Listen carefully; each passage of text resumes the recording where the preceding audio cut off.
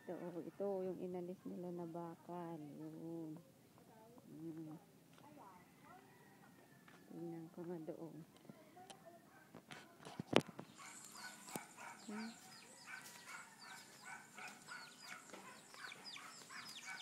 Ito yung mga naggagawa. Oh. Yan. Makikita mo sila. 3 sila. Oh. Ito yung ginawa. Pamama na ang katag. Ay, pakikamamanta. Ito. Baka makamatindag ah. O yun, may tubig. Kulang pa. Ilalalim pa daw. Kaya lang, hindi pa kami kumpintaw.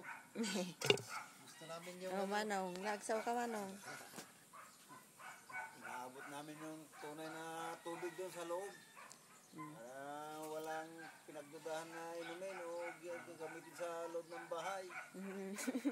Kaya ganyan. Maganda yung... Kaya pinipilit namin kunin yung magandang tubig kasi dadalhin yung sa loob.